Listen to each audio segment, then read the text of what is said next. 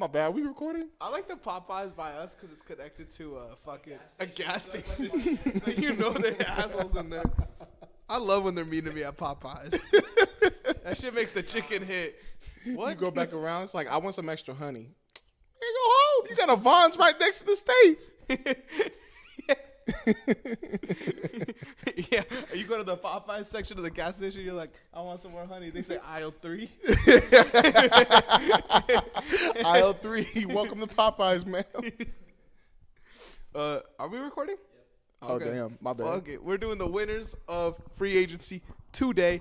Anthony, Phil, talk that talk, man. Yes, sir. Make sure to like, subscribe, and follow Playbook Sports on TikTok, Instagram, YouTube, and Twitter.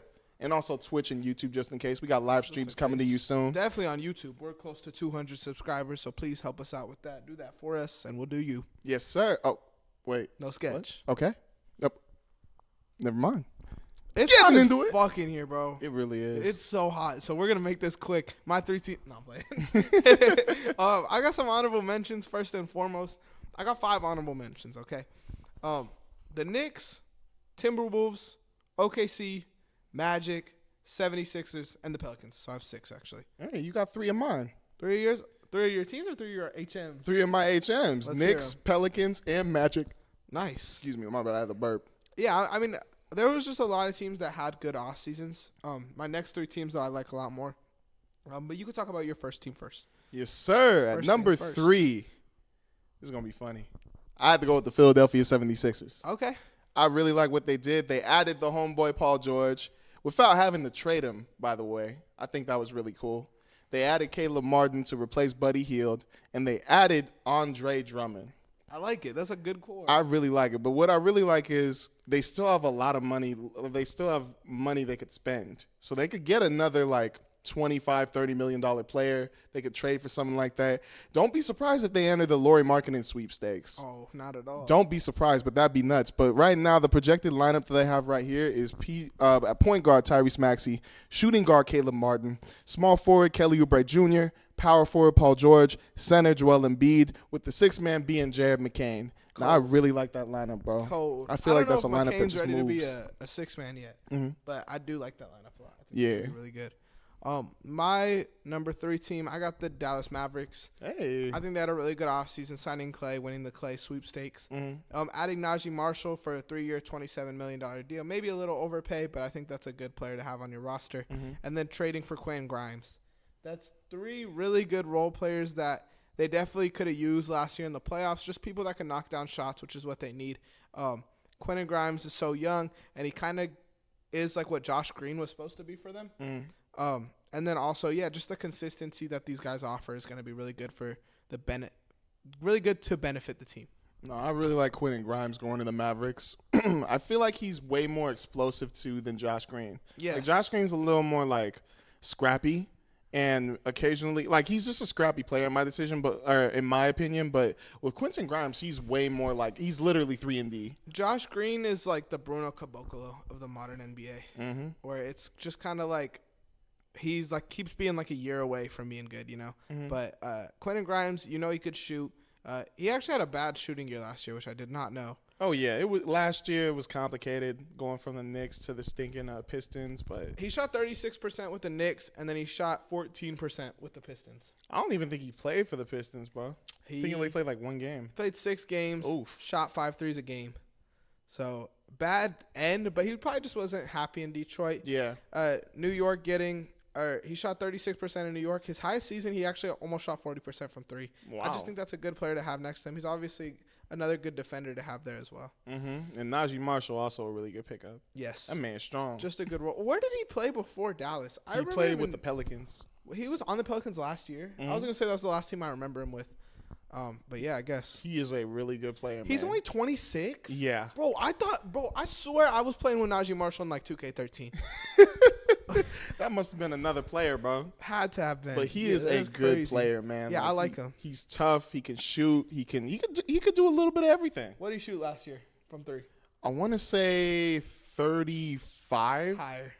37. Higher. He's in the 40s? Higher. 42? Higher. Higher than 42? 44? Oh, wait, I'm tripping. I was looking at his field goal percentage. I was like, what? I could have sworn he was in the 30s. He shot 39. Okay, so That's my bad. close to I 40. was like, damn, bro. I was like, they got a what? dude shooting 46% from three. I was about to get so mad. I was like, why the Lakers not trade for him? Yeah, I mean, he's just a great player to have there as well. I did not know he's 26. That is crazy. Yeah, he's young and he plays all around. What's your next team, Phil? Next team on this list. I low-key am sad because I wanted them to put number 1, but the team I have ahead of them I feel like did a little better job. This may piss you off, but I got OKC at number 2. I like it. Why would I be pissed off about that? Because the other team I have above them, you're going to be like, why? But OKC, they did everything I wanted them to do. Now, the most important one that I liked them doing was adding Isaiah Hardenstein because I wanted them to get Lauri Markkanen or Kyle Filipowski. And even though they didn't get the guys, I feel like Isaiah Hardenstein really embodies like the body type that they needed. He's like, I want to say he's a 7-footer. He can play the 4 or the 5.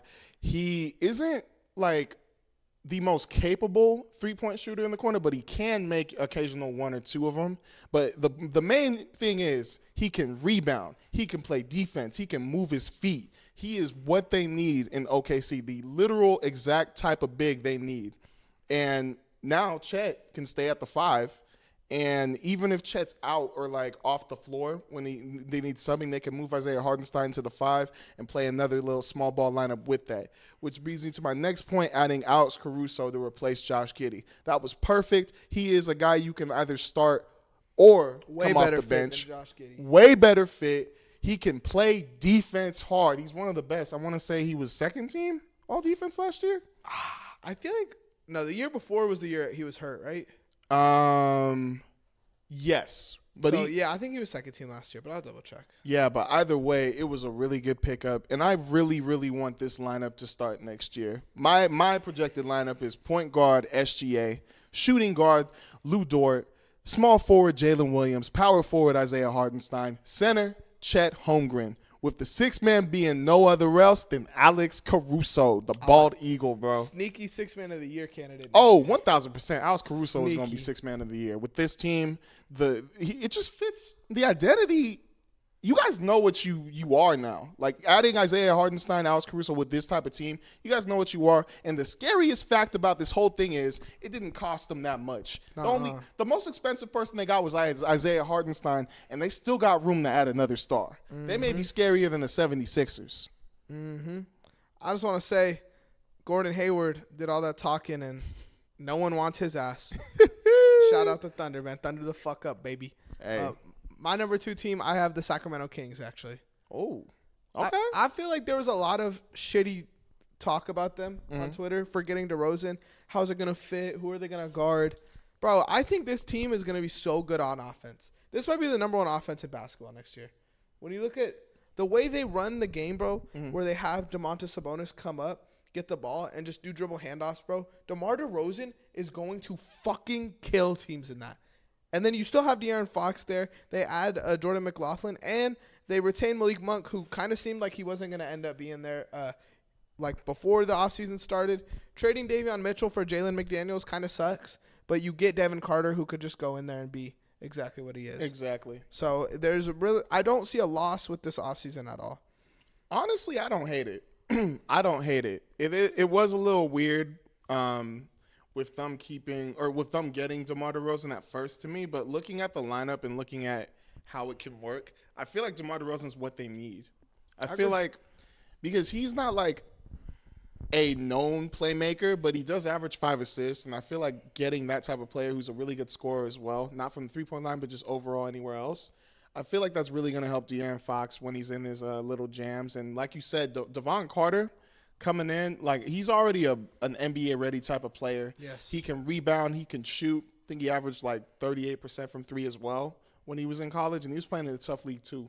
So I'm actually kind of shook I didn't put the Kings on there because I low-key feel like adding DeMar DeRozan really helps them. I think so too. And my whole thing was like, I just thought it was so weird how everyone was shitting on them. Because I think it fits so well. And like you said, DeMar DeRozan can't really create from 3, but he doesn't have to with Sabonis. They're pretty much creating open looks for him. And as long as he could get an inch in the 3-point line, he's going to knock the shot down. We also forgetting another person Who? who's known for shooting threes on the Kings. Keegan. Keegan. And they got I rid thought of. you were gonna say Murray. Oh, That's what bad. they do in the Kings. My bad. bad. I Nah, like never the mind. beam, baby. But getting rid of HB is another good move as well. Who the fuck is calling me? Losing HB is another good deal as well. Like I feel like have had him in trade rumors for the last 2 years, and now they get rid of him. So I think all in all, it was like a great offseason for them. Don't they also still have Kevin Huerter? Yes. I was about to say, if they still have Kevin Huerter too with that team, having guys like Kevin Huerter or whatever they do with Malik Monk, having one of those guys with Devin Carter come in to help you out on the perimeter, I think that's really good. They might have the best like guard rotation in the league. They might. With all those guys out there, like it's gonna be nice. And then again, so they have Kevin Huerter starting, which I would probably do just because Malik Monk is like the bench guy. They not re-signed, but like they brought Alex Len back. Trey Lyles is there, who's another great bench player. Jalen McDaniels, again, he's not his like brother, but who knows? Maybe he was just in a shitty situation in Toronto. And then Jordan McLaughlin is another pickup as well. That's the dude you said hoops at LPU. Oh yeah. So honestly, I feel like maybe that's why I didn't put him on my winners list, because I do want them to improve the center position. I do want them to get Alex Len out of there. I'm not gonna lie, I don't like him. They added him though. They added him? Oh, he played last year with him. He played there last year. I know he was there a while ago. Yeah, he played last year over with the Kings. Oh shit, yeah. I don't like his energy. I feel like they could do a better. Like they could have picked up somebody better in free agency. Like Paul Reed, I would have liked him over there. Yeah, but I mean, if you're putting your focus in trying to get this DeRozan deal done and re-signing Malik Monk, I do like Paul Reed is still there, right? He's still a free agent. Yeah. So I mean, they could always go out there and sign. I do think they probably need one more like mid-tier guy. But yeah.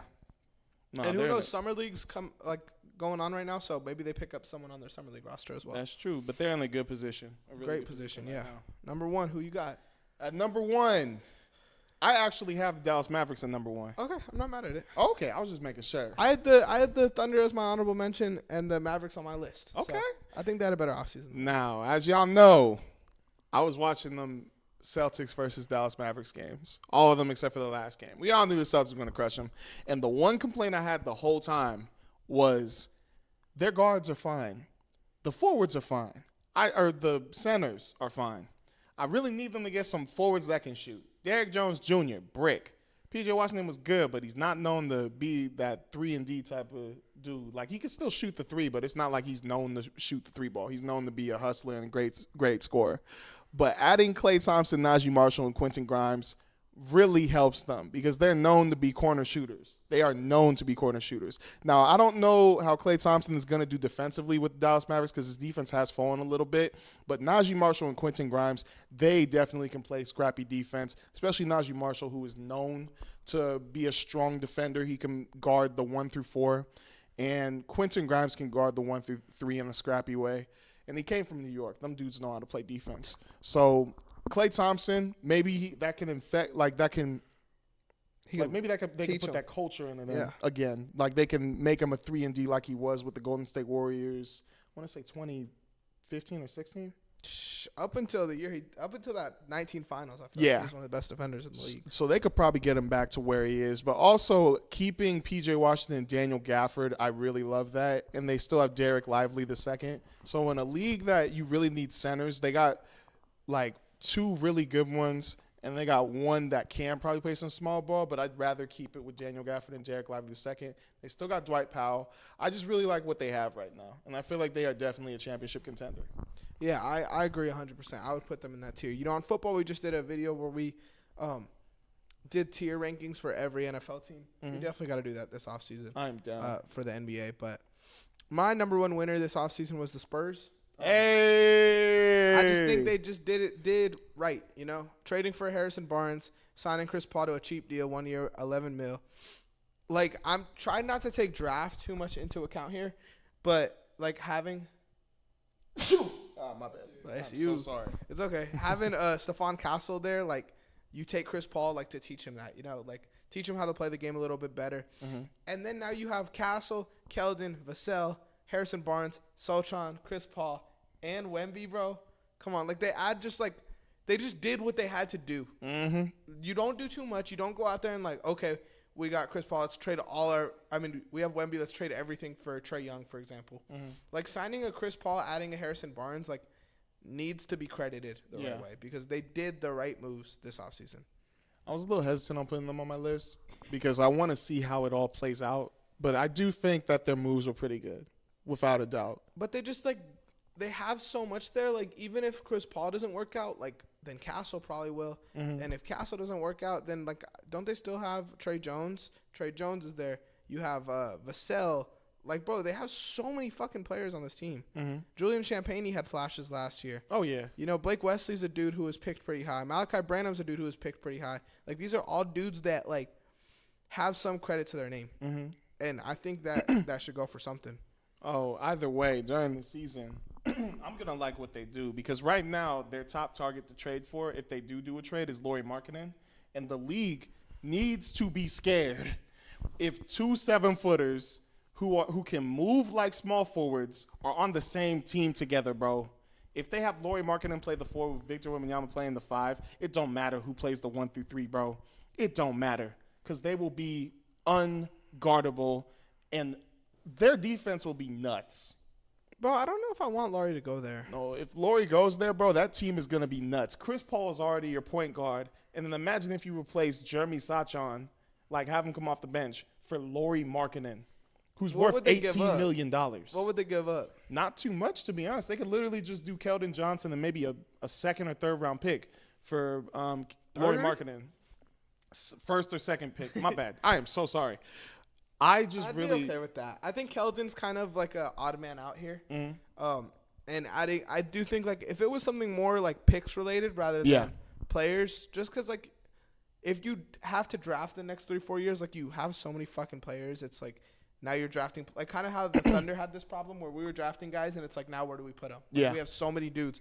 So I think trading some of these picks now would start making sense for the Spurs. That's what I'm saying, and I love Keldon Johnson, but you got guys who can replace his production like Malachi Branham and Harrison Ingram. Especially if you add Lauri. Yeah. That gets replaced. So that's why I'm saying, bro, they should go for Lauri Markkanen. If they want something else with Keldon Johnson, go for it. I just wouldn't like it if they had to trade like Keldon and Vassell or Keldon and Sochan. If I'm them, Vassell's untouchable. Rock out with the dudes you got. What did Vassell average last year? He averaged like, I think 17, 5 and 5 or something. He averaged almost 20. Whoa. I did not know that. Okay. That's good to know. Good info to know. But let us know at home who your winners are, who your losers are. Like, subscribe, follow, Phil. Let them know what they got to do. Ring that bell, subscribe, and get us to 1,000 followers on YouTube. Peace.